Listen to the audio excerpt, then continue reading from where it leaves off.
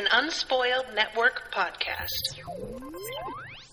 This is Some Spoiled, A Song of Ice and Fire 2, the co-host switcheroo, the rereading, return to Westeros, HBO Spoiler Edition. Uncut, uncensored, and too hot for TV. Bringing you the greatest hits from 1996. Call in with your requests now. In this episode, we will be covering chapters 28, 29, and 30. Catelyn. What's the other one? Sansa. And Eddard. In these chapters, we get to see some of the tourney. It's gruesome. It is. And also, Catelyn takes Tyrion Lannister prisoner. Welcome to Some Spoiled.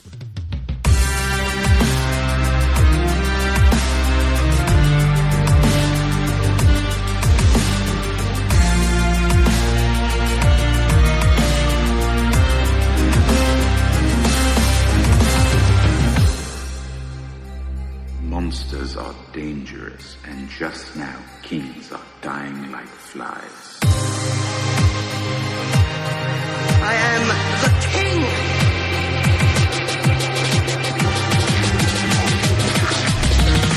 Fuck the king. Welcome to the show, everyone. I am Natasha. I am Rashawn. So, alright, we're getting into some real fucking house such and such with sigils such and such right now. And There's I am all eager to hear your thoughts. There are all kinds of names that I don't recognize. Mm-hmm. I'm thinking about were they in the show or not? I can't remember. We get the tourney and fucking what is his goddamn name? Gregor Clegane? No. The Hound? Dondrick. Dondrick? Oh my god, we just did this like 2 episodes ago. Are you trying to say Beric Dondarrion? Yes. Ah, Dondrick.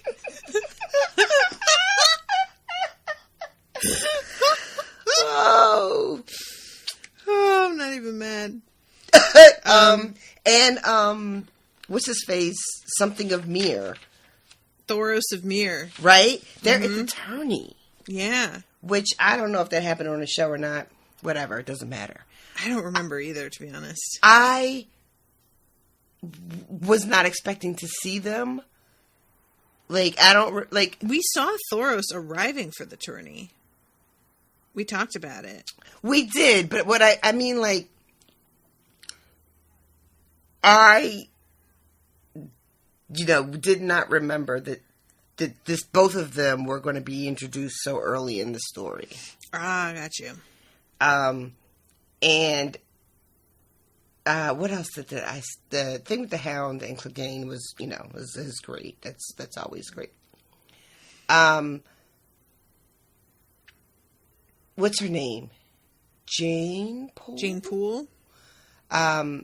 Being at the tourney with Sansa and then, like, getting, like, really sick and having to leave. The vapors, yeah. The vapors. I mean, she had a little bit more than the vapors. She had, like, the hysterias. That was terrible. It was really good. I think Arya was at the tourney in the show. Because I feel like I remember her being unimpressed. I can't remember. I really, honestly, this is something that I have very little memory of. But it makes me kind of want to go back and watch, but also I don't want to do that. But and then Catelyn being at the inn and the tension of her sitting there when Tyrion comes in and it being like, is he going to see her? Is he going to see her? Like, I know he's going to see her, but still I was reading it like, is he going to see her? And then when she stood up and she starts calling, the bannermen and, like, calling them by name and basically being like, and are you still loyal to my, and just reading it like, is this bitch really getting ready to do this? I know she's getting ready to do this, but it's still, it's such a, like, even though I know that this all goes terribly awry, when you're reading this moment, it does feel like oh shit, Tyrion, she's got you now. See, like, for me, I was just like, Cat, what are you doing? Cat, what are you doing? Cat, what are you doing? Like, it was a terrible, terrible decision, right? But there's something about, as foolish as it was, you know, there's something about a woman standing up and suddenly having, you know, a small army at her disposal. You know, that's true. Just because of who she is, you know, like that, because these were all, you know, strangers except the one who hadn't seen her since her wedding. But you know, the rest of them, it was like some random phrase up in there, some Malisters, who is a family name that I don't remember at all from the show. Yeah, I'm not sure if they showed up at all. Yeah, I don't feel like they didn't. And she just sort of, you know, just stands up and is like, yeah, it's me. And all my homeboys. I just, like, I can't, like, she doesn't have any evidence. No. I don't know what she's thinking. She doesn't even have the dagger anymore. Like, right? Like, she has nothing. And as much as I, like, even when I first read this, because I was talking to Owen about this scene, actually, and he was saying the same thing as you, that, you know, the first time that he read it, he really felt like, oh, it's definitely Tyrion. And he was very gratified at her doing this. Mm-hmm. And I wasn't as sure that it was Tyrion. I was like, not that, and I'm not trying to say like, oh, I saw through that shit. It wasn't that so much as I was just like, I don't know, this doesn't feel right. But also, like, what else could be the explanation? Right. But I still felt, in this moment, like, that you have nothing more than what I have as a reader to accuse him of this. You know, the thing what do is, you think you're going to actually accomplish with this? She says in this moment, you know, that we're going to take him back to Winterfell. Mm-hmm. And await the king's justice, or whatever she says. Right. And for the way this world seems to work, I don't think she needs any more evidence than that, you know? Like, to take him into custody anyway. And I imagine she thinks that there's, you know, she can get him to Winterfell, and then what she think the next step is going to be, I don't know. It doesn't seem like she's thought about it at all, really. She makes this really rash decision. And I would argue that if it were anybody else, she might not need any more evidence. But we're talking about the king's brother-in-law. That is just a whole other kettle of fish. Right. Well, you know? I guess, like, if she had been able, and I'm assuming, I don't really know. I know on the show they go to the Eyrie. They don't go to Winterfell, they go to the Eyrie with Tyrion. Do they? In the show, they end up remember, because he's being held up in that weird... Oh, yeah, right. But I can't remember why that decision was made in the show, so I don't know if in the book it's different. But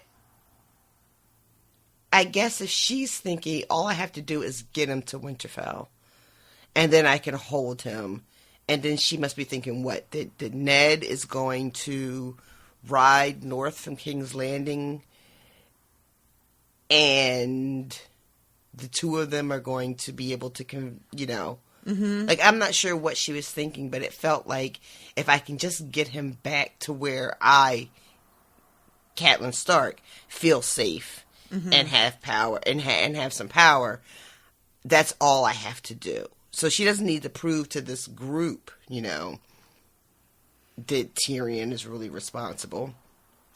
She just wants to snatch him up and get someplace safe with him. Yeah, then what? Like, well, even if you have the power, like, she just, look, I get it. She didn't think it through. She didn't even expect him to see her. She wasn't planning on running into him. It was a spur of the moment thing. But it just makes me mad. It just makes me mad that she, like... What do you think, like, her other options would have just been to be like, hey, fancy meeting you here. Mm-hmm. And then just say, you know, we're traveling home. I mean, the thing is that nobody was supposed to have known that she was at King's Landing. Mm-hmm. The whole point is them being, like, undercover as they head back. Right. Because nobody was supposed to know they were there. So I guess that her concern is just that, like, this is the very guy that we think did this. And now he knows that I was, like, down there for some reason. And, okay, sure. You know what? Let me stop you real quick. That's another really good point, because I don't know this inn, right? Mm-hmm. Like, is it still close enough to King's Landing to where it becomes apparent that she must have been, traveling from there? I think so. Yeah, see, that's the other thing, too, is I guess maybe she's thinking, like, well, what else can I can't let him leave and tell anyone that he saw me here. Yeah, I mean, I don't know. It to me, like, you think that's going to throw a wrench in your plans, but also this is so much more of a wrench that isn't actually accomplishing anything. Both she's got a dilemma. Yeah. That's what she's got. She's got two bad decisions to pick. And she it's a lesser of two evils, if you will.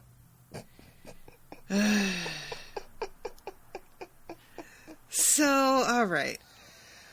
We pretty much talked about this whole... There's one person that I do want to bring up real bad, though. Well, first of all, there's the woman who runs the inn, Masha Heddle. Yes. Who, she chews this thing called sour leaf, which stains her teeth really red. And Catelyn remembers coming here to this inn once as a little girl, and how this woman was really kind and gave them, like, cakes and things. But every time she smiled at them, it would, like, freak Catelyn out because she looked like her mouth was full of blood. Yeah. But really, the main person that I want to talk about is this fucking singer. Well, yeah. That she talks to. This dude, what is his name? Marion? I think it's something like that. Something like that.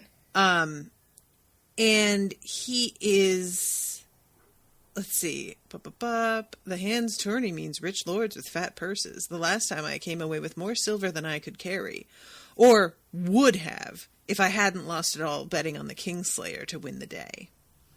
I love that. I came away with more silver than I could carry, or would have. Sir, no, that's not a story. That's just not a lie. That's me being like, oh yes, that I lost 30 pounds on that diet, or would have if I actually followed that diet. Like, that's nothing. That doesn't mean anything. Marillion, that's his name, and he also, like, she asks because he behaves as if she should know who he is. Yeah. Oh my God. Yeah. And when she doesn't, he's like, oh well. I'm always at River Run.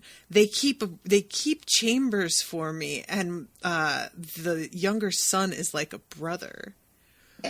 Which she knows for a fact that her brother can't stand singers because one of them fucked a girl he liked one time, and she's just like, oh really? And then he insults the North and is just like, oh, all they know is the howling of wolves. And eventually, when he finds out who she is, he is just mortified. And I love it so much. I live for it. Mm-hmm. That's that, like, really awkward position when you're talking, like, cash shit to somebody and you don't realize the person that you're talking about is connected to them in some way, you know? Yep. I was in a group discussion, and they were dragging somebody, and then somebody that wasn't in the group, but somebody in the group was like, hey, that's my blah, blah, blah. Oh, no. And everybody was just like, Chrissy Teigen face. Oopsies. I'm sure that has happened to me at one point in my life, but I can't think of an instance. The only thing that I remember one time was talking to somebody about, because the train was late because somebody had thrown themselves in front of it. You know how that happens now and then? Yes, I do. And I said something like, you know, that morbid joke of just like, if you're gonna kill yourself, at least don't ruin everybody else's day. Mm-hmm. And the woman that I was talking to was like, My friend's husband killed himself by throwing himself in front of the Jesus train. Christ. And I was just like, That's really, really bad. It was one of those moments where I was like, do I like double down on this now? Or do I go, oh my God, I'm so sorry? Or do I go, oops, and just make the fact that I was like so bad at this, the joke? Or I mean, what? I feel like that's what you got to do. You gotta, I don't remember what I mean, unless you can get the floor to open you up and swallow you. I don't know what your other options are. I probably did something horrible, like say, well, he sounds really inconsiderate, so. Oh my God. But yeah, so this dude like is in the middle of talking to them when they are trying to be low profile at dinner. He's the fucking reason. Because after Tyrion and them show up, and there's no room at the inn, and Tyrion has, starts like flashing that money around, and eventually some guy is like, you can have my room. Yeah. And the singer guy is like, oh, let me sing you a song. He offers to sing like a song about some kind of, I don't know, some victory that Tywin had or his family had. And Tyrion was like, I would really rather if you did not. Yep. I love that so much. And nothing would be a sure way to ruin my supper or something like that. And that draws Tyrion's eyes over to where Cat is. Mm-hmm. And, and that fucking... So really, it's all this guy's fault. Yeah, pretty much. Fucking troubadours. They're the worst. Troubadour. That is a good word. So yeah, this is when she goes around from person to person and is just like, yeah. And so you gonna fucking stand up? Are you gonna stand up? And nobody knows why she's asking or what the fuck is going on. It's it's funny too. It's like the thing with Sansa that we saw earlier about how important it is to like know what sigils and houses and who belongs where and what that means, and then we see her Cat using that in real time, be it, and it had never really occurred to me, but yeah, the way this world is set up and there are allegiances that are very like rigid, these people are, I know that they're called bannermen. I feel like there's another word that should, and maybe that it exists and I just don't know it. Vassals? Yeah, that feels like vassals right, might be. I don't know, yeah. Like, you have your wardens of, of the whatever, and then like these lesser houses that are sort of in allegiance with the greater house, and the greater house basically can tell them what the fuck to do. Mm-hmm. Like, yeah. I'm the boss of you. And if you know what the sigils look like and who they belong to and what that means and who's aligned with who, then yeah, you can stand up in the middle of a bar and just tell by what folks are wearing who has to low-key do your bidding. Mm-hmm. I guess it is important to teach that shit. Yeah.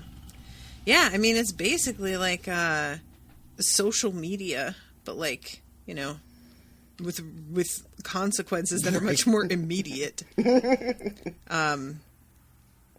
And especially when you are in the position that like Sansa is in learning this, she's going to be, if things were to go to plan, the king's wife someday. Mm-hmm. It's so important that she knows these things on sight. Yeah, just one of those that I always wonder, like, how I would do with something like this. And it makes me think of the stuff that you see when there's, like, shows about politics and whatnot, and the flashcards that assistants will make for somebody who's running for office, so that everybody in the room, they know, like, who they are and who they're associated with and how much they donated and yada, yada, yada. Who they're married to, all that stuff. So, right. And I always just felt like that seems so tedious. Mm-hmm. And probably it is. But also, I necessary. Bet it is so helpful, like, once you actually have it down.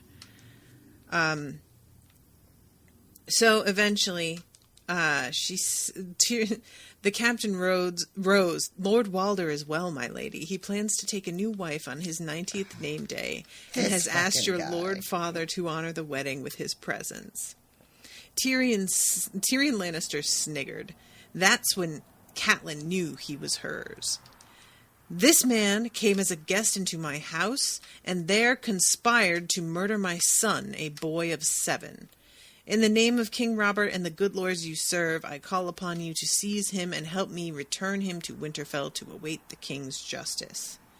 She didn't know what was more satisfying, the sound of a dozen swords drawn as one, or the look on Tyrion Lannister's face.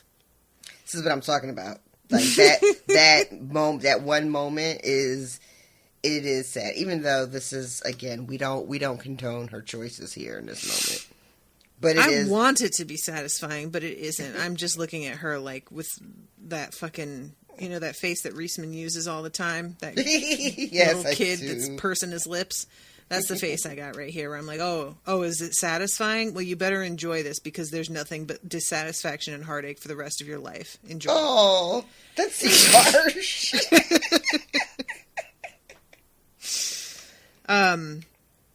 Okay, so then we go to Sansa. And they're going to the Hands tourney. And she says something about how it's better than the songs. And everything seems wonderful. Yeah, it does. And she's dressed up and can tell everybody's looking at her and just like, look at this beautiful girl. It's a beautiful day. Everyone is dressed up. She's sitting in like the very important seats, and I remember these days. Do you remember these days?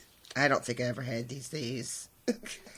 I remember these days of just being like, wow, this is great. And like, I knew I looked good and everything seemed to just be coming up Natasha. And then it just stopped doing that all of a sudden. It lasts a tiny bit of time.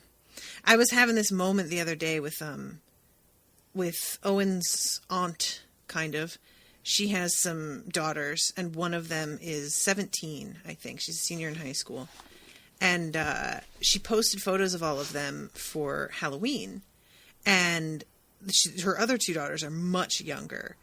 But the 17-year-old has blossomed into this absolutely stunning girl. The kind of, like, beautiful that I saw her picture and it didn't register that she was part of the family. She looked like a model, that kind of, like, you know what I mean? Mm-hmm. And I suddenly remembered this moment when I was probably like 20. And I was with my mom and grandmother and aunt and stuff. And I remember my aunt saying something to my mother like, my God, look at her.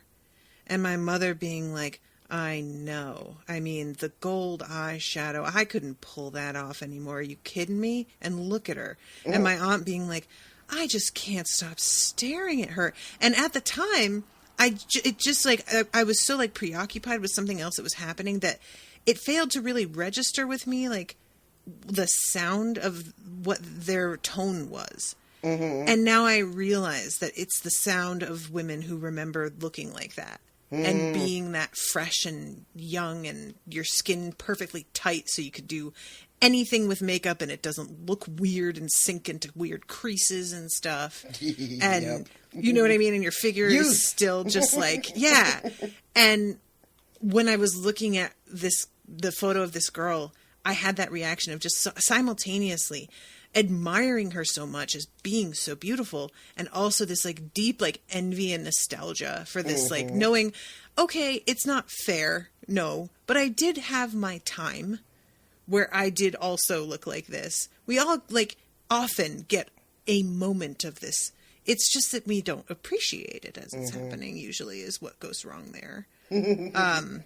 And that's what really this feels like to me here is Sansa is getting to be out in society in a real way for the first time in her life, because she's been up in the north surrounded by people who knew her from like a baby. And it's a very different thing to be seen by strangers and in the prime of youth in the most, like, luxurious clothes that can be bought, and also have it known that you're, like, betrothed to the prince, the whole thing. I mean, this couldn't be more... This is basically, she's prom queen. Tonight, basically, yeah. This is everything that she has ever imagined it would be like. Mm-hmm. It's a beautiful day. She's surrounded by royalty and highborn people. There are enough lowborn and commoners around to make the fact that you're highborn feel extra special. Yep. You know, there are knights, you know, everywhere. There's some very attractive young men, some of the most beautiful men she's ever seen. And, you know, she goes on a bit about Renly and Loras and even Beric. Yeah. And says, you know, she's just like, oh, whoa, who's all, what's that? Yep. Which, you know, I don't remember that being a thing. But apparently he's, you know, something special. Yeah, he's much older in the show than I think he was intended to be in the book. Everybody pretty much in the show is aged up some, so I guess that follows. And yeah, eventually there's a moment where Loras comes up to her with a rose, and he gives her a red rose when all the other girls got a white rose. And I am pretty sure that the first time that I recorded on these chapters all those years ago, I probably told a story, but I went to medieval times with my high school class and got, like, the night that we had, climbed up and came over to me and knelt and gave me a rose and kissed my hand. And it was like this moment of, for me, just being like, holy shit. I was like, so delighted. When they came into the crowd at medieval times and didn't give me the rose, I felt a way. I felt a real way about it. It was one of those moments where I was just like, yeah, he's not coming over here. No, he's not coming over here. He's not coming here. And then he was like right there, kneeling, and he was, you know, they're all pretty good looking, a lot of those guys. Yes, it's true. But yeah, so I can only imagine when it's somebody that's like not only not an actor, but like out here, you're going to be running into him probably, you know, and one of the most beautiful men you've ever seen.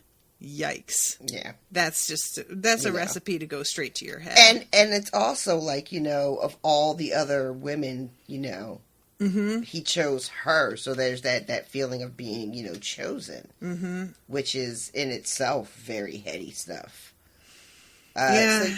So it, you know, what I also enjoyed about this chapter is, because the tourney gets pretty brutal. I mean, at one point there's, you know, the mountain kills that one kid, and we find out later on that it was not all as it seemed. But, you know, at the time, it just looks like a unfortunate, not really tragic accident. Like an accident, but also, like, I think everybody... well, anyway, I won't get bogged down in that. What? But I was just going to say, I didn't think of it as an accident. It just felt more like the crowd was like, well, it's the mountain. What are you going to do? Yeah. But Sansa is really proud of herself because, you know, I made like a joke about it before, but Jane Poole, yeah. It's Jane? Mm-hmm. I think because it's spelled Jeyne, it's fucking me up. See, to me that sounds like that's spelled the way that it sounds. Jane? Yeah, Jane. You think should be spelled Jeyne? Yeah, I could, like, I don't think it should be, but to me it sounds the same in my head. Oh, yeah, okay. Yeah, no. Not like like if it were like Jey, then it might sound more like key, but the fact that there's like the NE at the end makes it a longer E sound in my mind. That's all. I'm just saying. You asked, all right?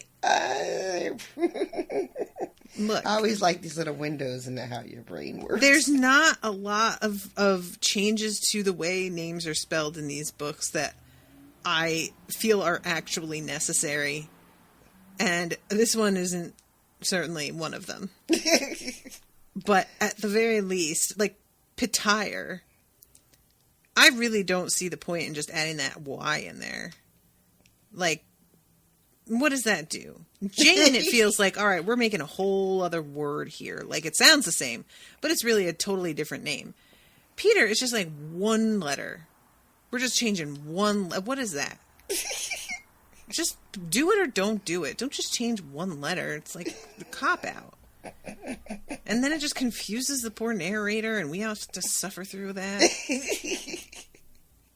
I forgot where I was going. Sorry, you were talking about how she keeps her composure and Jane loses her shit, but yeah, and how not only proud of herself as Sansa is, but even Septa Mordane like gives her a little, attaboy for carrying herself the way a lady of her station should. And there's a bit later on in it when she's talking about the poor boy who died, and like, it's not that she doesn't care, but she kind of doesn't care. And she says something like, she had forgotten his name the minute after they read it. Yeah. But then a few beats later, she thinks, well, no one will be singing any songs about him.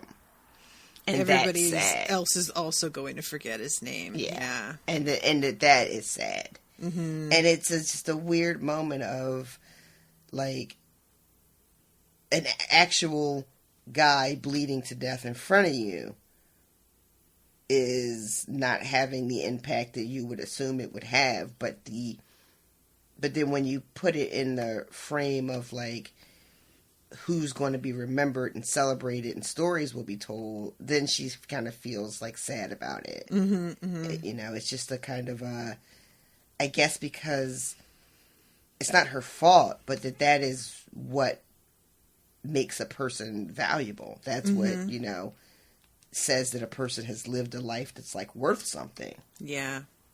And that made me really sad. Yep, that's fair.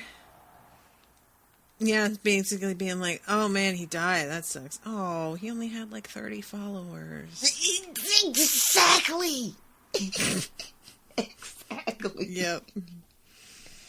Wow. Well, I mean, is anybody gonna know? All right, well, that sucks. So, what do you guys want to do tonight? Pretty much forget immediately.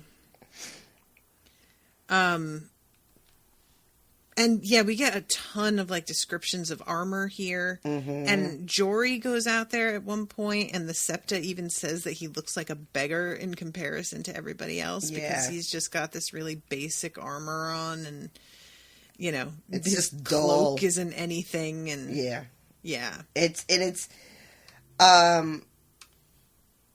there's like descriptions of, because everyone who's an attorney, it's all like kinds of different people. They're like, knighted people and nobles, and then just like regular folk trying to fucking, win some money.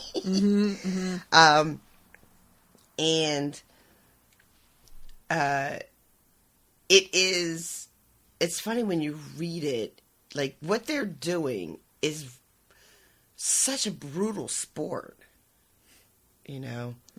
This riding at each other full clip on giant horses with long metal implements, aimed at each other's head. Metal and wood, so they just shatter, and it's not true. as dangerous, so they say, until somebody dies. And so that one kid has one that breaks off in his fucking neck. Yep.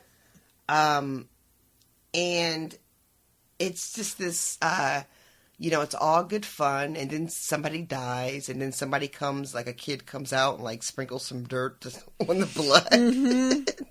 Sorry you had to see that, folks. It's just, I don't know. It was exciting to read and also kind of overwhelming because there are, like, Sansa names, like, 13 different people. There's descriptions of writers from all over. There's one description of a writer from, what do they call it? The Summer Islands? Is that?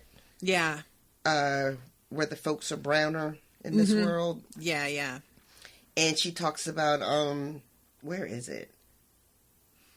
I'm trying to find the spot. Jane says that she's frightened of the exiled prince from the Summer Islands. I'm whose sure. skin is dark as night. Mm-hmm. Yeah. Cool. Yeah, I know, right? Like, you know what, guys? I'm not gonna. You can feel free. That's what because, people are here for. Like, that little insertion, that little throwaway line brings nothing to this moment, to this chapter, except to remind us, you know. Yep. Just reminding everybody, in case you forgot, this is what this is. And it's just like a weird, I imagine that there are people who maybe herald Martin for including, various brown folks in his story. But think about that. The only line about this guy is that Jane is frightened of his because he's so dark. Mm-hmm. Why is that in there? Yeah. But I think like the point is supposed to be that Jane is like kind of pathetic and easily frightened by anything that she doesn't know or understand.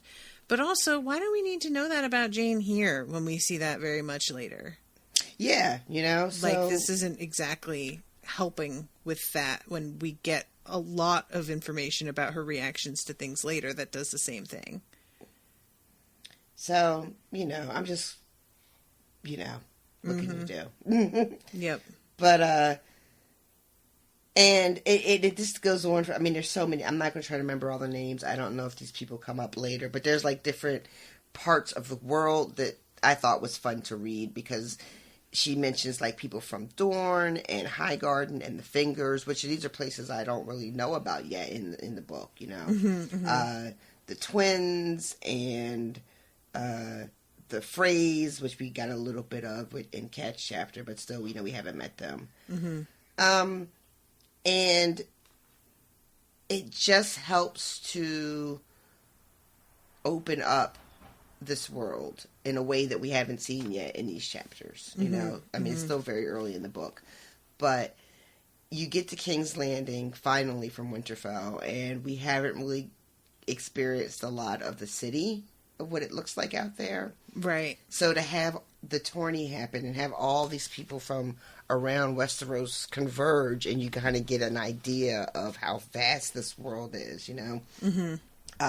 It was exciting to read. It made me be like, oh, okay. Like, yeah, we're starting to, things are going to be happening. So I like that part of this story. And then, so we have the day, and the day is what it is. There's a lot of, contest.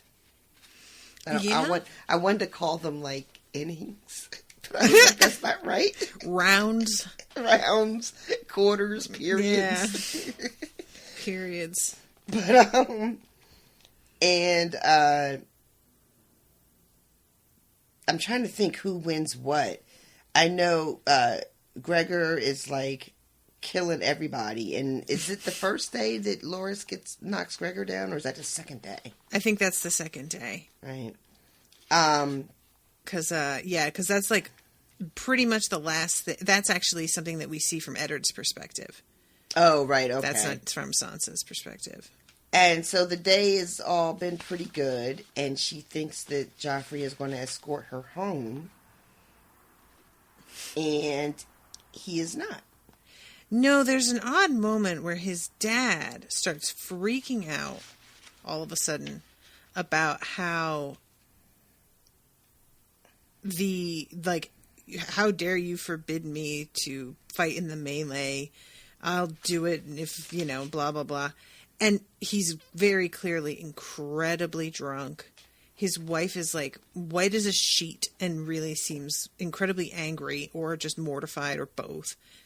And I think, because it's described as like Joffrey acting really weird with her all of a sudden, that this is a moment of him like actually acting like a person with her for most of the thing, because he's in a pretty good mood. And then he has this moment with his father being horrible and drunk and, verbally abusive. And all of a sudden it like turns his mood completely. And I think that he might have been willing to like walk her back had this not happened. Because that just seemed like there was just such a shift all of a sudden in his manner toward her that she really noticed it. So I think that's that's my theory on that. But, I'm trying to remember, like, I don't feel like there was a lot of talk with her I know she says that, when she gets the flower from Loras, I think he says something to her. Mm-hmm.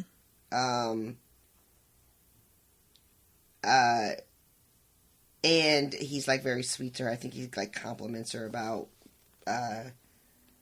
he picked the best lady, or he has something kind of no rose is as equal to in beauty as you are, or something like that. Ugh.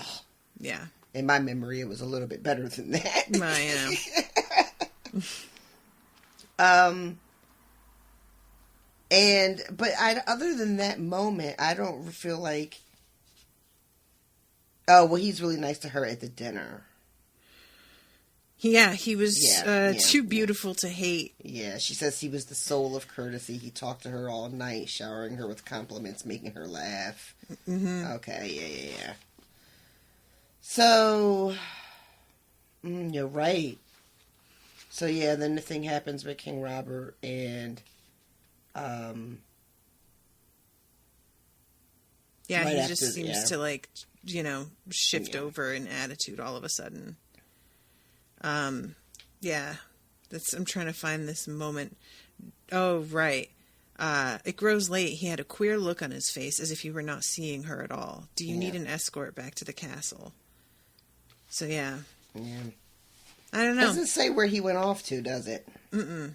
Probably to do something despicable. Probably. And Septa Mordain is, I'm assuming, not drunk and just very tired. Oh, yeah, definitely.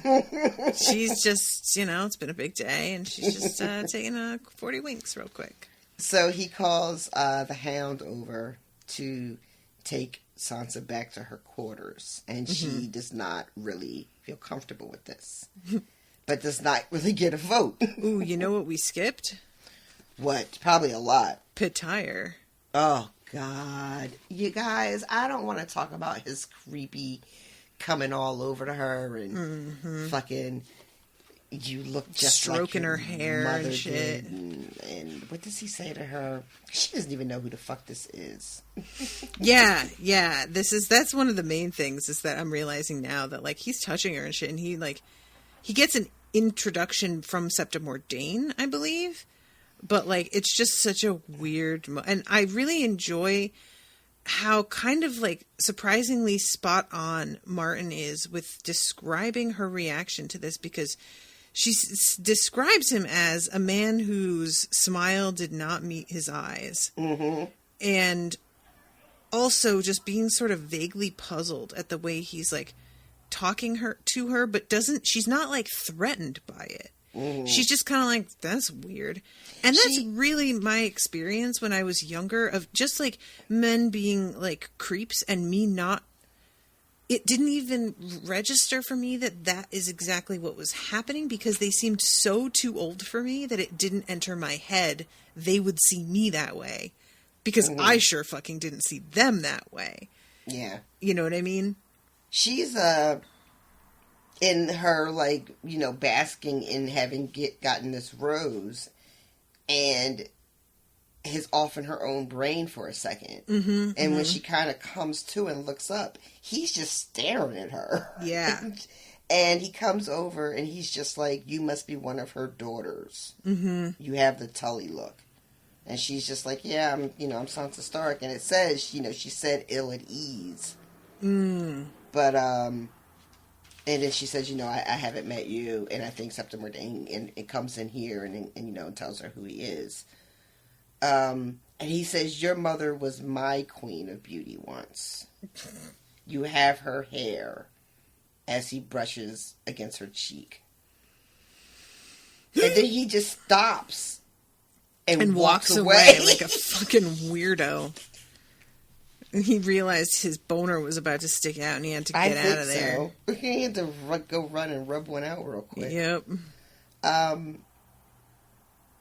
So I'm sorry to all our listeners for that one. Yeah, but sorry. Also not sorry. So yeah, she's had a full day seeing a lot of how men can behave. Mm-hmm. They're gallant and shining, on their horses and handing her roses. They're like sweet and complimentary at dinner. She gets to see like a drunk king. She sees Joffrey turn on her. She sees a man die. She has this walk home with the hound, which, is not how you want to end a long day. What did you think of this?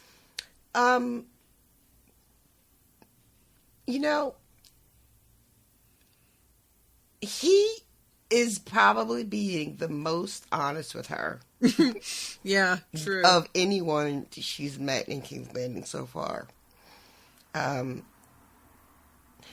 Him telling her what happened to his... Because so they're walking home, and she's, using what she has been taught, how to deal with people, Mm-hmm. And he's just not interested. Yeah. Basically, like, what else have they, taught you to say, Mm-hmm. And she does get to him because she says something about the mountain and how he was pretty much unstoppable. Right. And he, like, grudgingly respects that she was able to pull that out of her ass. Because he had kind of challenged her, like, well, what did you think of him? And, but then he starts to tell her about what his brother did to his face when they were children. And I guess he's just drunk. Yeah. But, like, I personally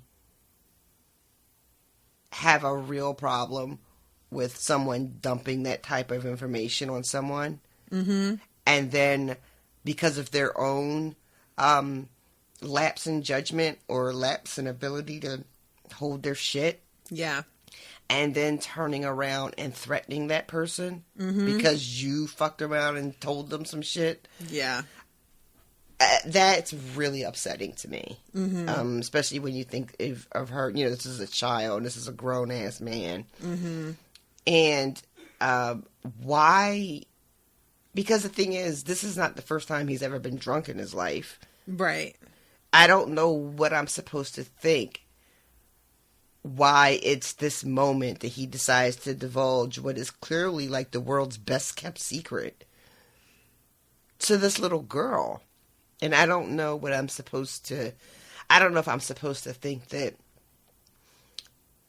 that is indicative of, like, some softer part of him, I would say no. But to me, it just feels gross. Mm-hmm. And inappropriate. Yeah. Yep. And just, like... take that sob story to a professional. Right. Take that. Don't fucking put that on some little girl that is, can't say, Jesus, hey. did you hear that? What was that? I don't know, but sorry, Owen's doing something. Oh, no, I can't. All I can hear is the fucking revving and whatnot outside my house. But yeah, so like this, he tells her this horrific story of abuse that he suffered at the hands of his older brother, all over some fucking toy he took. Mm-hmm. And that not only was this done to him, but that his father lied about it and covered it up, and then saw fit to allow this monster to become a knight. Yeah. So his whole thing is, knights are shit. Mm-hmm. And it means nothing, and they're, and she says something like, he was no true knight. Yeah, that's the line. And once she says something, which is often the case, it snaps him out of whatever caused him to bear all this in the first place. Mm-hmm. And he has that fucking, what did I do?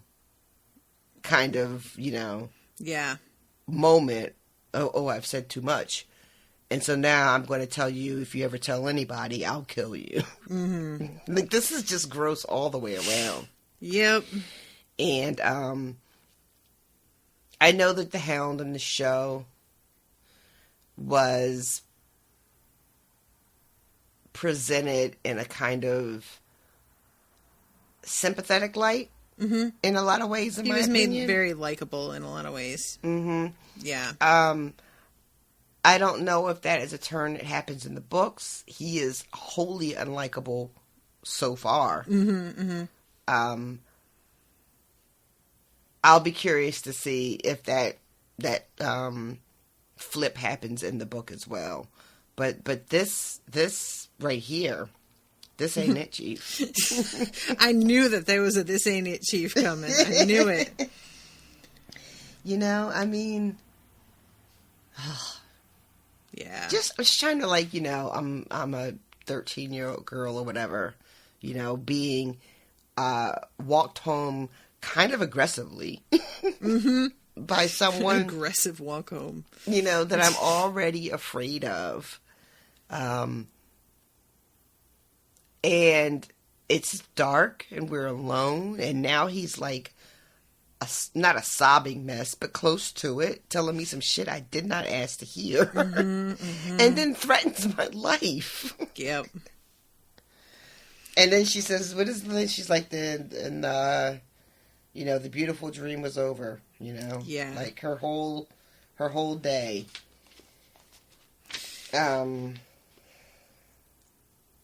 And we find out later when we're in Ned's perspective that, Gregor has this really sketchy reputation. Mm. He has, married a couple times, and both of his wives died in this way that everybody's just like, she fell. Shit like this. That servants, that there's a weirdly high turnover of servants in his household. And that even, the hunting dogs don't want to come in the hall when it's, dinner time. And things like this. Just the whole place just sounds like a fucking nightmare. Yeah. And... yeah, it's just one of those that's I just wish that we could just, poison the man or slit his throat or something and get rid of a person like this, whom everybody knows is like this. And just, be done. Just get rid of him. He's bad. Yep. But instead... we're going to make him a knight. Yeah. He's a cop. And kind of. And clearly, willing to do whatever the Lannisters tell him to do. Mm-hmm. And, that is probably why no one has slit his throat yet. Yeah. So, alright, I'm trying to find... yeah, it ends with I'll kill you, and then we go to Eddard's POV. And this is when we find out that this kid that was killed was the one that Eddard was going to go and speak to. Yep. And it becomes immediately clear that this was not an accident, And, I mean, when the Hound is talking to Sansa, he says something like, you know, did you think that was an accident? But he doesn't say it in a way that's like, oh, this was planned. Yeah. He's more saying it like, oh, my brother just loves killing people. And he that's what I saw thought. A weakness and was like, I'm going to kill him because why not? Yeah. But yeah, this makes it clear that there was something much more like big picture happening. And then I think it's later on when Varys comes to talk to him. Mm-hmm. And he says something about it as well. And the first person that he's talking to is Barristan Selmy. And Ned arranges for the kid's armor to be sent back to his family, which I gotta say, I always wonder what it's like to be medieval USPS, because I feel like there has to be incalculable danger when you are a messenger and people have to know that you're carrying either things that are monetarily valuable or information that's monetarily valuable. Mm-hmm. And I feel like you just couldn't pay me enough to be willing to put that target on my back and walk out into the world. But also, I don't know how much it's known that somebody's a messenger. Do they wear a little uniform that's got a crow on it or something? Like a little raven? Little postal cap? Yeah, with his little messenger bag. This, what's the percentage of likelihood that he sends this armor back to the dude's family and it actually gets there? What's the percentage? How good is the return usually? I'm curious about it. I figured that it would be something like someone would go in a little carriage or something. And sure, but you can be robbed in a carriage. Well, easy. You can be, but I figured they would go under the banner of the king or something, I don't know. It was just, my assumption. But I do want to say that when they're standing over the kid and Selmy tells him that he was Aaron's squire. But Ned just says, this was needless. War should not be a game. Mm-hmm. Still being this was a needless accident, They shouldn't be. Oh my God, you're right. They shouldn't be out here playing at war because now this kid is dead and for what? A tournament? He still isn't realizing. Mm-mm. Oh, I didn't even notice that he hadn't put it together yet, but you're right. Yeah. Ned. Yeah, and Varys is the one that tells him, "Do you think that he didn't know about whatever that wasn't wherever Gregor got the lance in some kind of weird place, I guess under his helmet or some shit. I don't fucking know. Yeah, it wasn't fastened at the neck properly. Yeah, but let's get ahead of ourselves. Yeah. So they are talking about the king wanting to fight in the melee and what what a terrible idea it is. Mm-hmm. And they go to where the king is, and he's trying to get fitted, I think. Yep. For his to be in the melee, and the shit doesn't fit. And Ned notices that both the squires or whoever these guys are both Lannisters. Mm-hmm. And it's just this. This is no good. Yeah, he's just man, I don't have a personal problem with these kids, but what the fuck? He can't get away from these fucking people, this family. And Robert's just oh, Queen's got a big family. They got to eat. Yep. But it's, I love that he says it like that too, kind of just oh, well, she's got a big family. But, and Ned is a family that's all super ambitious, by the way. But it just is so clear that the Lannisters are, between how much that the crown is in debt to them personally, and then all of these people that are stationed, Jaime, and then these squires, and that just that Robert is alone. Yeah. It doesn't have, like, the one true ally he had was, that was trustworthy, was Jon Arryn. Mm-hmm. And I think there's even a conversation later with Varys when they talk about Selmy. I think that's with Varys. And he's like, yeah, he's one man and he's old. Mm-hmm. You know? Yeah. So we have a really nice moment with Robert and Ned alone. Finally, Selmy leaves. Ned tells him, you're just too fat. And that could have gone either way. But he tells them to go and get the breastplate stretcher. He sends them on like a snipe hunt, basically. Yeah. And is really giggling about it and like hoping that the guy that he sent them to will send them on to someone else and just keep them running around all day. And you know, so they're talking about Robert is bitching about Cersei trying to keep him from fighting. Mm-hmm. And he's like, you know, your sister would have never done that. And Ned is like, you didn't really even know her, though.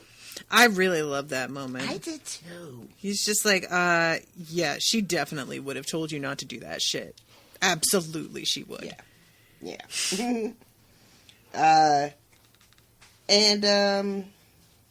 You know, Robert's mad about being king. It doesn't fit him. You know, he can't have the same hungers as other men. Mm-hmm. Some wine, a girl. A girl squealing in bed. The word squealing, I don't know why that made me fucking cackle. But it's just like, it just was so evocative of the kind of sex Robert's probably having. Oh, God. Oh, no. You know what I mean? Just like, he's just... I imagine him as the kind of guy who, like, chases and tickles a girl. Like, that kind of dude who's just like, ha ha ha, gotcha! Like, you know, and the girl's like, like, that kind of thing. And then all of a sudden it turns, like, overtly sexual, even though at first, it's like you know? Like a fucking 1950s like a Looney Tune businessman chasing a girl around a desk. A little bit, yeah. That checks out, though, actually. And we have a moment where Selmy... I'm sorry, I just keep remembering the sound I just made. It's uncomfortable. Oh, that's on tape. Okay, go ahead. Sorry, Selmy. So, I think I might be jumping because they sit alone and he makes, you know, Ned take a drink and he talks a bit again about, you know, how he didn't want to be married to Cersei, but Jon Arryn said that, you know, he would have to have an heir and that it would bind Tywin to him in case the Targaryens ever became a problem. Tywin wouldn't be able to, like, switch sides again like he did before. Right. Which I guess is a good strategy. You are jumping ahead past them convincing him not to fight, though. Oh, did that happen already? Yeah, because I think he sends Barristan out and has this conversation with just Ned. You're right, he does. So did they convince him that early? Yeah, because Barristan basically, he tries to say, like, and let every man who dares come against me. And Barristan's like, no man will dare. Nobody's going to fucking lay a hand on you. And he starts to get angry and be like, are you telling me that they're all such cowards that they wouldn't even take a shot? And Ned realizes that Barristan has hit on literally the only way to keep him from doing this, which is to sting his pride in a different way and be like, yeah, if you win this, you would be winning purely because you're the king and that's it. And he gets super mad. Yeah, that's when he sends him out. Yeah. I thought that happened later, but yeah, you're right. It happens right away. He tells him to get out before I kill you. Mm-hmm. And Ned is about to leave too, and he's like, no, not you. Ned's like, ah, damn it. And that's when he like tells him he has to drink. Yeah. And starts talking about, you know, really just not wanting to do any of this. Mm-hmm. And he that does not like the job. Doesn't like the job. And he asked him about, he asked Ned, do you love your children? And Ned's like, with all my heart. And Robert is like, let me tell you a secret. I would like to just leave all this shit behind me. And go out, very similar to when they were traveling. He talks about just riding, and being on the road and going to whorehouses and getting into fights and all that shit. And he says, the thought of Joffrey on the throne with Cersei standing behind him, whispering in his ear. Yeah. Yeah. How could I have made a son like that? And we all know that you did not, in fact. You did not. I do love that as much as he thinks he did, he has the clarity to be able to see the kid for what he is. Mm-hmm. A lot of parents, even if it isn't their actual child, they think it is, would just try and see the good, and deny anything that fell outside of what they wanted to see. Yeah. And I kind of appreciate that he's able to be like, that kid is no good. And you know what? He doesn't come all the way out and say it. Mm-hmm. He says, because Ned's feeling really, really awkward. Because, you got to be real, real careful what you say here. So he's just like, oh, he's just a kid. He still has time to grow up. He's just a boy. And Robert says, one, it wouldn't trouble me if the boy was wild. But he says, you don't know him as I do. Mm-hmm. And then kind of like doesn't elaborate on that. Yeah. It's a I don't know. I really do like that moment, and I feel like the awkwardness Ned feels is so real too. It makes me think of like when somebody is thinking about breaking up with a person and they're asking you, like, your friend is like, I'm thinking about dumping my boyfriend. And it's somebody that you truly think is terrible and you hate. But you have to be so measured about what you say because in case they don't dump them, right? You can't have been the one who was like, oh, fuck that guy. He's a total asshole. We all hate him. I've hated him for years. Like, you can't do that, But, yeah, so he just kind of keeps his mouth shut. If that moment, I mean, I don't know where it could have gone, but if Robert had completed his thought, to Ned, because Ned is one of the few people he could actually say this to out loud. Mm-hmm.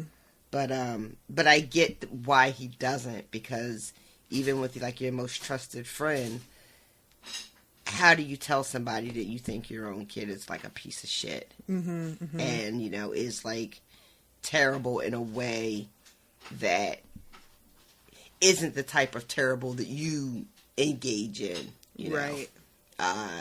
When he talks about, it would be one thing if he was wild, but that's not it. Mm-hmm.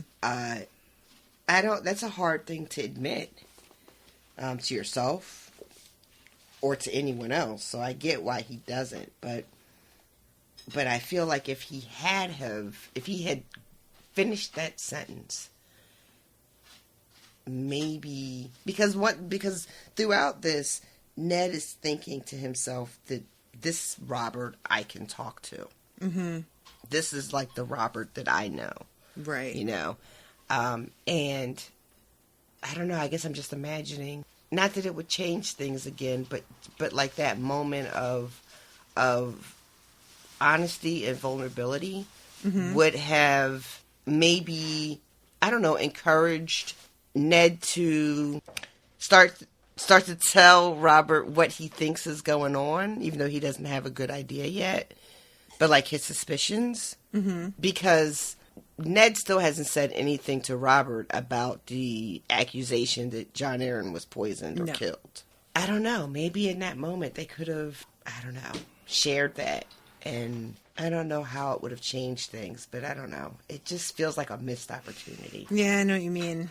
Especially, like, we know just how difficult Robert is to talk to. And how hard it is to get him in one of these moods where he's actually, like, willing to sit down and have a conversation in the first place. About real shit. Yeah.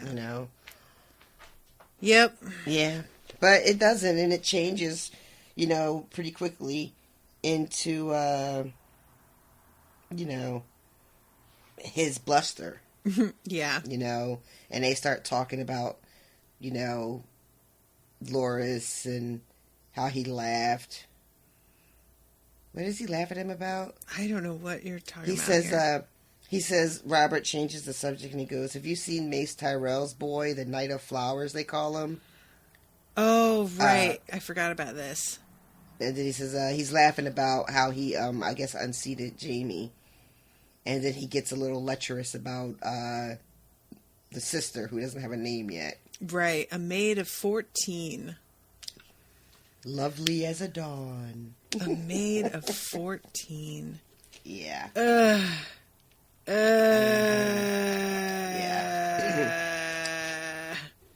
Yeah. So,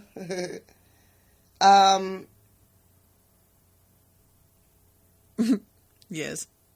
I'm sorry. I was just reading real quick because this is the moment where they eat, and then Ned starts thinking to himself, like, again, this is the Robert that he's known, Mm-hmm.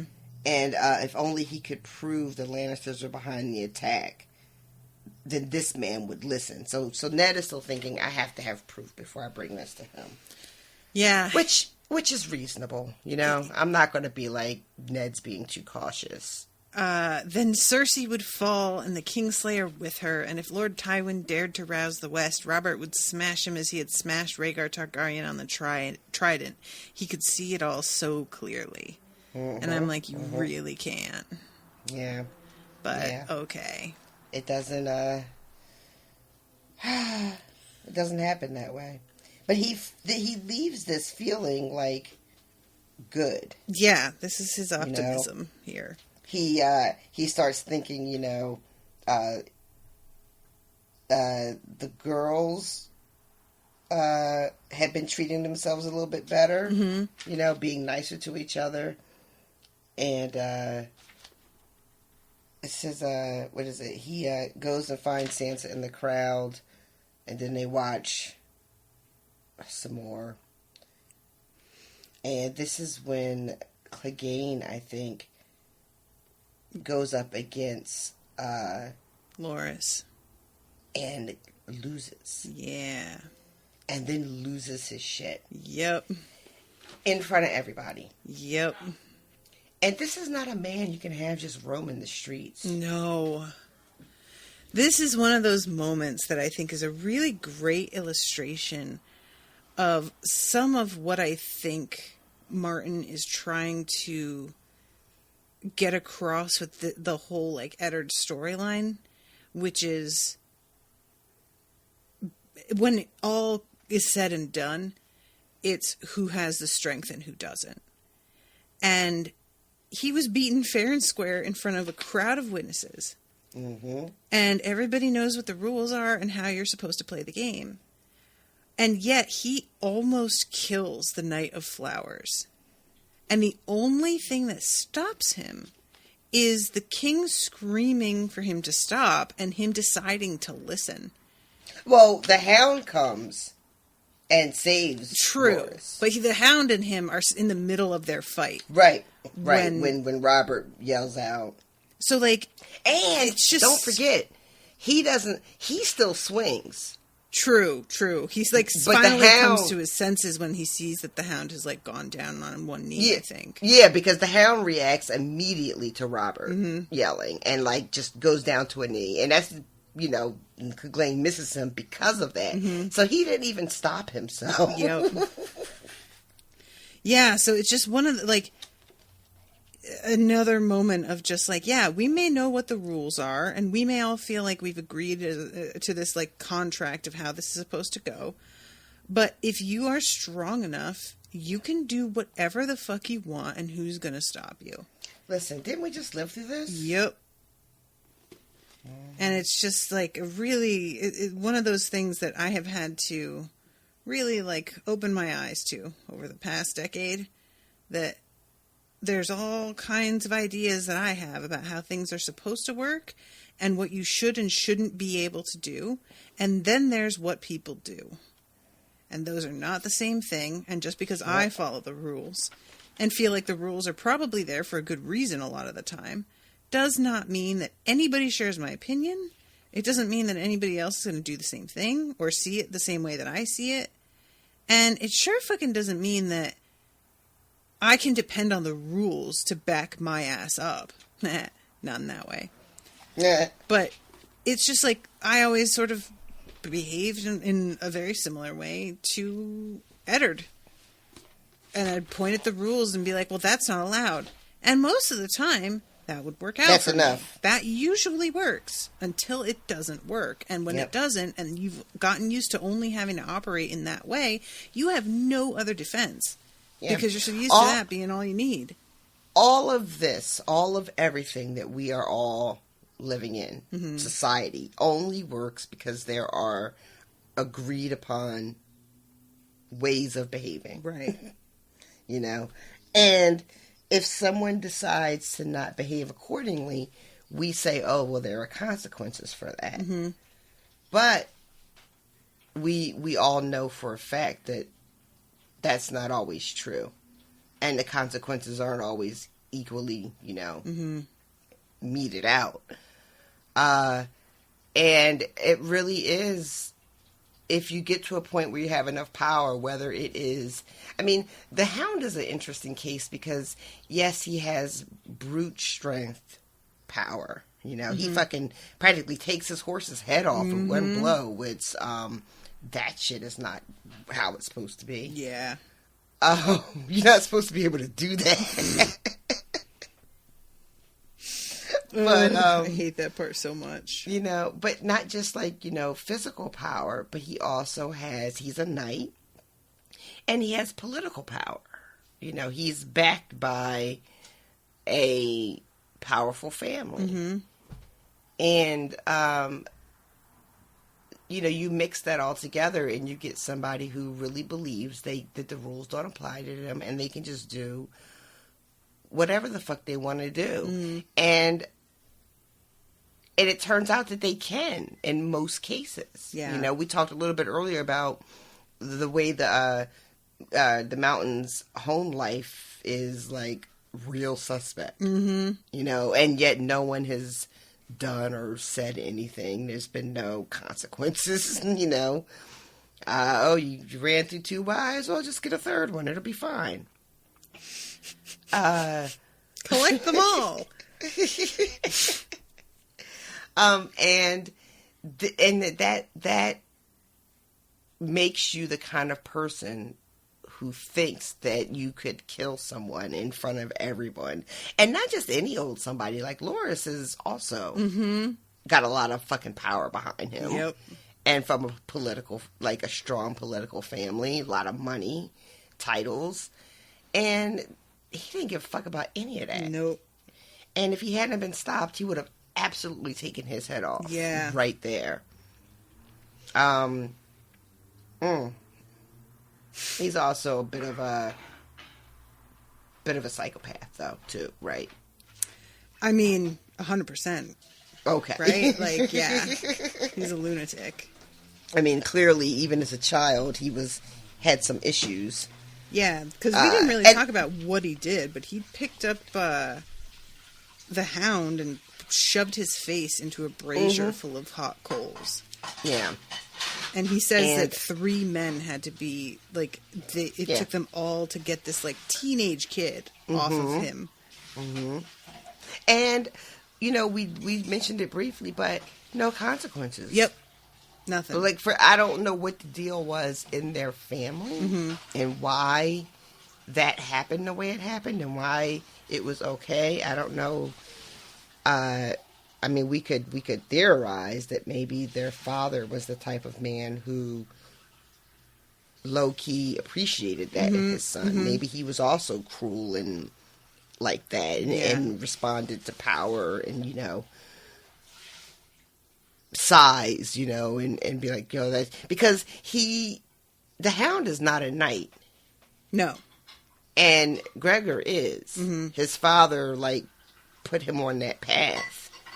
And I wonder, well, it doesn't matter. That's a side thing. I don't know if we get answers to that.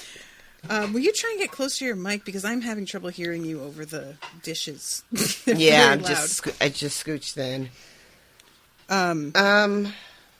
So, yeah, that whole thing goes down. It's really, like, awful to see how this kid just almost dies. And there's also, like, I forgot to mention this moment earlier, but Renly gets got by somebody who, like, knocks him off his horse so hard that he breaks an antler off his helmet. Oh, everybody hears the crack and the whole crowd is like, yeah, because everybody apparently really likes him. He's like a crowd favorite. Yeah. Well, he's handsome and young and, who doesn't like that? Dashing. And he tosses an antler into the crowd. Or no, he gives it to Sandor, because I think Sandor is the one who knocks him down. And Sandor doesn't want it and throws it to the crowd, and it causes, like, a fight until Renly goes out there and calms everybody down. And in this moment, Loras, really, it should have, like, been a contest between him and the Hound in the end for who wins this tourney. But Loras basically concedes and is like, he saved my life, so here, and gives him the prize. I want to mention, too, that after the near killing of Loras, Clegane just walks away. Mm-hmm. No one is like, get that man. Nope. Because everybody knows if they try and stand in his way, they will be crushed like a fucking empty beer can. Yeah. Vertically punched into the ground. So he just gets to go home and, I don't know, eat his wife or whatever it is he's doing over there. That's not what it sounds like, guys. She meant really just, like, actually for dinner, like food. Yeah, pretty much. That's got to be what's happening, right? He's an ogre.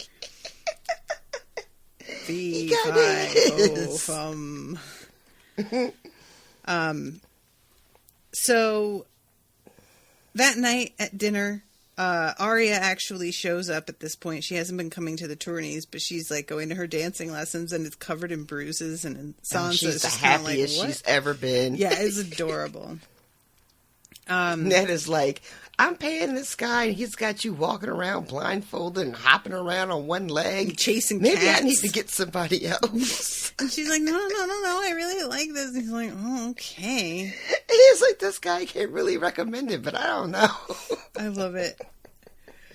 I meant to mention that Chris Tex actually, he read some like ancillary material. I don't remember where he found it, but apparently the water dancers, which is what Syrio Forel is, the water dancers are like performers more than they are fighters. And Chris was a little bit perturbed and felt like that was evidence that Eddard wasn't really taking his daughter's training seriously, because he was like letting her be trained by somebody who was meant more for like a showman than to actually be lethal in a fight. Right. What? No, go ahead. I was just looking. I was looking for the part where he talks about how he found him. It says the man Syrio Forel had come with an excellent reputation, and his flamboyant Bravosi style was well suited to Arya's slender blade. Yeah, that sounds like good faith. Yeah, I think that like if that's true, if that's something that like Ned was supposed to know when he hired the guy, I don't particularly feel like that's evidence that he wasn't taking it seriously. I think that he was trying to do something that he thought would suit Arya, because she's tiny, she's working with a really small sword, and I think he knew that like a regular like broadsword fighting style was not going to work for her. And also, I don't know if this is something that would like occur to Ned or if he would consider that an issue, but if you're trying to give a girl sword fighting lessons in an era like this, couching it in something that's less threatening, like being a performer, is probably a good cover to keep people from like being weird about it. Yeah, it's hard to say because as far as I know, we don't get much more information on why Ned chose him, right? And what Ned even knows, He calls him flamboyant, so I take that for whatever, Right. I agree that if Ned knows this about them, then it is an excellent cover for, like, you know. Mm-hmm. Also, real quick, does Sansa know that these dance lessons are not actual dance lessons? No, she does not. Okay. That is why she says you must be a terrible dancer. And Right? she's really, like, weird about it. Meanwhile, Arya's like, check out this slice on the side of my head. I've got 7 bruises on my spine. They're green. It's amazing. I was like, what does she think is happening over there? But it's just, you know, it's hard for me to make a judgment on whether I think Ned is doing a disservice or not, because I just don't, you know, there's no way to know if we're supposed to believe he knew this information about Braavosi water dancers or not. Right, yeah. So, okay. He's thinking to himself about what he knows, what's going on, reflecting on, like, who could be doing what and why, not really coming up with a lot of answers for himself. Cersei could not have been pleased by her lord husband's byblows. Yet in the end, it mattered little whether the king had 1 bastard or 100. Law and custom gave the base-born few rights. Gendry... Let's stop here for a second, too. What? I said, let's stop here for a second, too. Oh, okay. Robert has, like, a 17-year-old daughter? Mm-hmm. I feel like that is news to me. It is news. It is not mentioned in the show. That he had when he was barely, like, just, you know, coming of age himself. Mm-hmm. And this, I mean, it sounds like she's still alive and was, she is, where is she now? Does it say? I don't remember.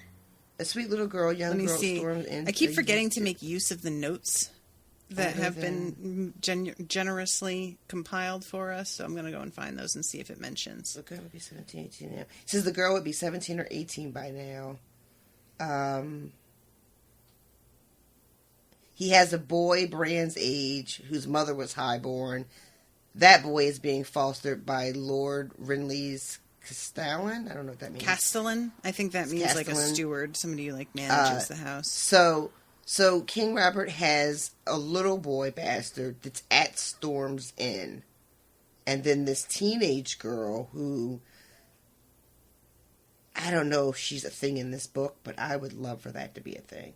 You know what? It's funny, though, because it's so male-centric, right? Everybody's thinking about male heirs. They're like, nobody gives a fuck if he had a daughter or not.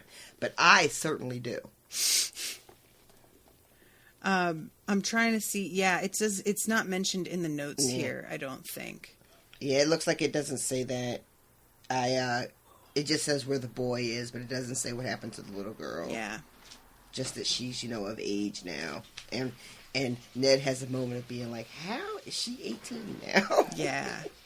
Which is a moment that I find myself in often whenever I'm talking to my nieces and nephews. Oh, I did forget, too, that more than just his wives, it's suspected that Gregor killed his own father and his sister. Oh. I forgot about that, because that's also mentioned. Is that in there, too? Mm-hmm. Is that in that same bit? Yep. It's in, like, it's just, the mysterious, his father's mysterious death and yada, yada, yada, yeah. The hunting accident that killed his father. Mm-hmm. I don't Wow, maybe you shouldn't have fucking knighted a monster, Dad. How about that? How about it? Greg? So, alright, this is when Varys shows up. And is basically like, so here's some shit that you need to know. He says, the king is a fool. Your friend, I know. Yet a fool nonetheless, and doomed unless you save him. I love how shook Ned is when it turns out to be Varys. Mm-hmm. He's like, I wouldn't have even recognized you. And he's like, that's the fucking point. That's why I am good at my job, you jag. They had hoped to kill him during the melee. And Ned says, who? And Varys says, if I truly need to tell you that, you're a bigger fool than Robert, and I am on the wrong side. And I'm like, I hate to tell you this, Varys, but you are. And he's like, I can't believe it. She forbade him to fight. And Varys is like, yeah. And you know what he's like. What do you think effect that would have? He really has to lead him through this. Yep. Like, by the hand. And the nose. Yeah. And Ned tries to do that, but nobody would have struck him. And he's like, it would have been an absolute melee. Remember? That's what it's called. Nobody would have been able to say what happened. It would have been a terrible accident. Mm-hmm. And I'm sure Cersei would have rushed to absolve them. Mm-hmm. And I'm sure the new King Joffrey would have pardoned him. Mm-hmm. Or maybe they would have killed him because, you know what? That way their secret is really safe. Yep. Either way. And Ned is like, you knew that they were trying to do this and you didn't do anything? You could have told me. And he's like, oh, yeah, that would have been great. I tell you, you go and tell Robert. And what do you think fucking Robert would have done? And Ned says he would have damned them all and fought anyway to show them he did not fear them. And Varys is like, ta-da! Now you're fucking starting to catch up. Yeah, it's taken a little bit. Mm-hmm. And he says, Ned is so insulted. You didn't trust me? I love that so much. But he mentions that, you know, Varys knows that Robert doesn't respect him. Mm-hmm. And uses him because he has to. And finds, like, the whole business unseemly and beneath him. And really would not give a fuck about killing Varys if he have to. Mm-hmm. If Cersei woke up one day and said, kill him, Robert would just be like, that's fine with me. Yeah. But you, Lord Stark, I know he would not kill you, not even for his queen, and there may lie our salvation. Mm. And Eddard tries to be like, what about his friends? Like, he says his brothers, his wife. Varys finished with a smile that cut. Hating the queen and loving the king are not quite the same thing, are they? Sir Barristan loves his honor. Grand Maester Pycelle loves his office. Littlefinger loves Littlefinger. Mm-hmm. And when he brings up the King's Guard, Varys calls them a paper shield. And that is a good metaphor. I like it. Really that is just a very, like, on point. Paper shield. That is the word. Yep. And he's just like, look who's in there. Mm-hmm. Everybody belongs to the queen. Practically all of them. And Ned is just like, I have to tell him. He has to hear it for himself. And Varys is like, we still don't have any proof. Mm-hmm. Like, my word is not enough. My whispers, not enough to go up against the queen. And, I think Ned asked him before this is over. Because he's like, they're going to try again. Like, this attempt didn't work. They're going to fucking try to kill Robert again. Mm-hmm. And it's probably going to be soon. Yeah.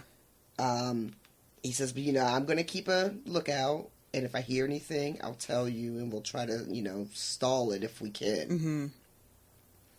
And Ned asks him, how did Jon Arryn die? And he's like, oh, finally. Jesus. And he says, the tears of Lys, a rare and costly thing, clear and sweet as water, and it leaves no trace. I begged Lord Arryn to use a taster in this very room, but he would not hear of it. Only one who was less than a man would even think of such a thing, he told me. And when Ned is just like, well, then who poisoned him? Varys is like, who couldn't have poisoned him? Like, he was a really trusting person. All kinds of people were able to get close to him. And he says there was one boy. All he was, he owed John Arryn. But when the widow fled to the Eyrie with her household, he stayed in King's Landing and prospered. It always gladdens my heart to see the young rise in the world. And then Ned puts it together and realizes. And he says, but why did they kill him? And Varys just says, asking questions. And then leaves. Yep. Dun dun dun. Dun dun dun. Which, considering that Eddard is in the middle of asking a bunch of questions. Right, exactly. Watch your back. It Protect your neck. Quite the tenses. I just love, too, when Varys says, when we next see one another at the small council meeting, be sure to treat me with your usual contempt. I'm sure it won't be difficult for you. Oh, Varys, the MVP. So that is the end of those chapters, man. Oh shit. And I love, thank you again to everybody who's doing the, notes for this. Gregor Clegane is described as close to 8 feet tall and 420 pounds. For context, the actor who played the Mountain is 6'9" and 450 pounds. Jesus. So Book Mountain is both taller and I guess skinnier, is in the notes, which I think is pretty funny.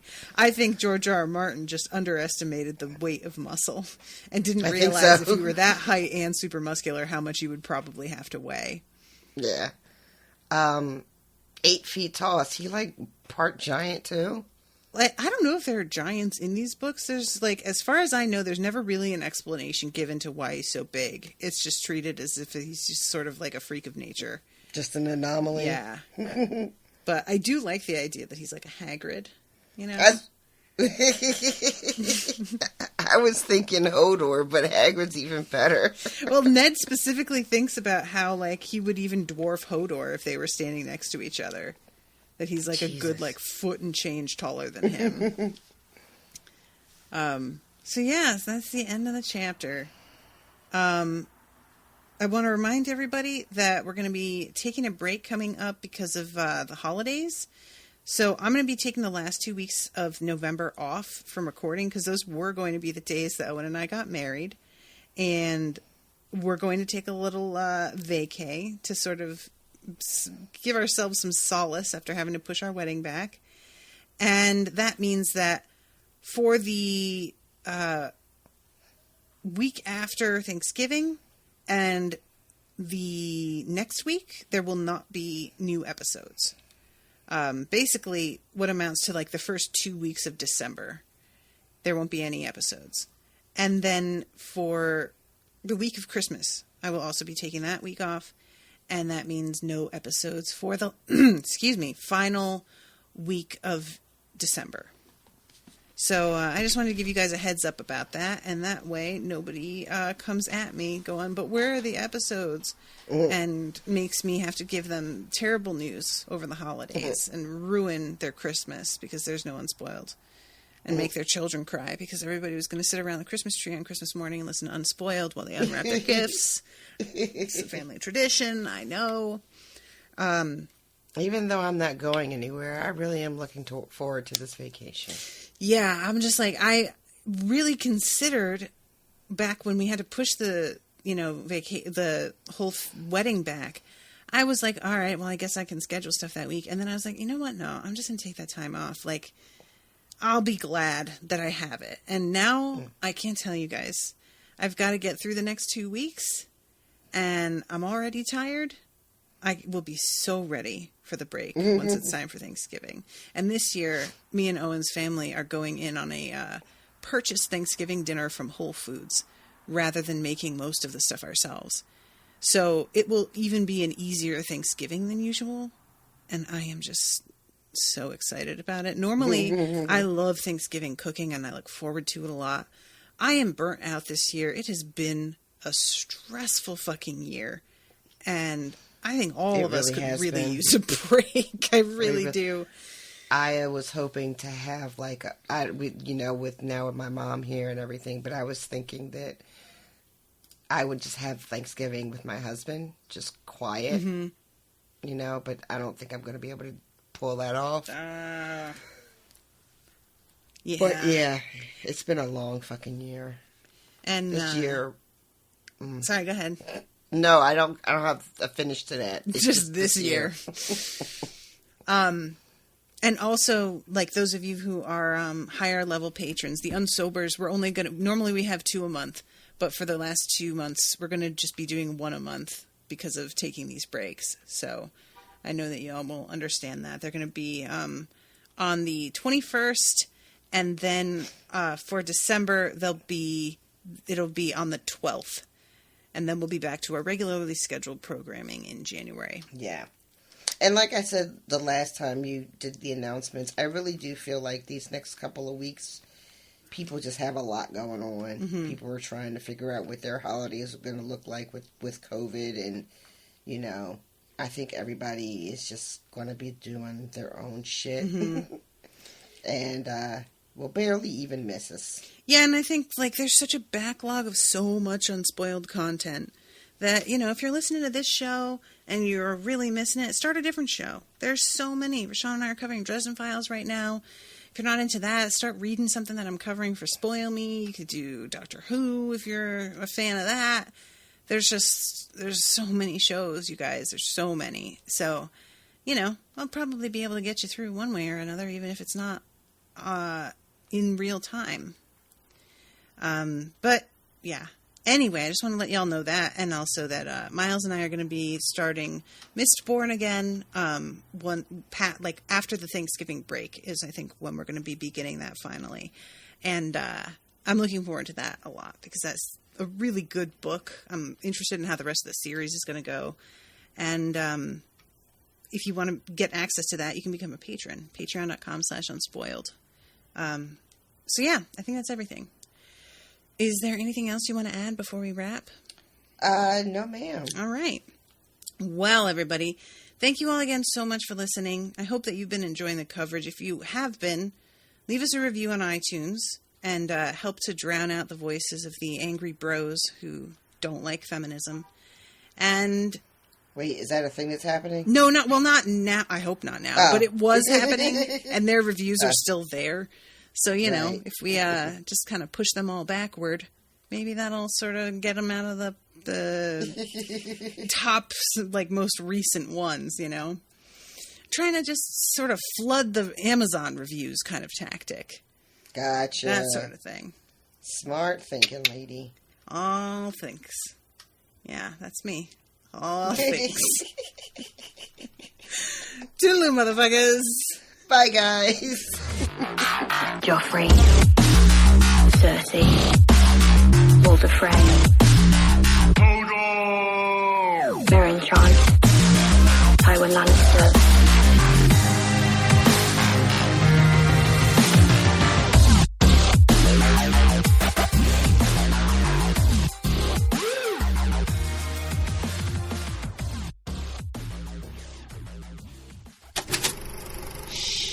That was an Unspoiled Network podcast.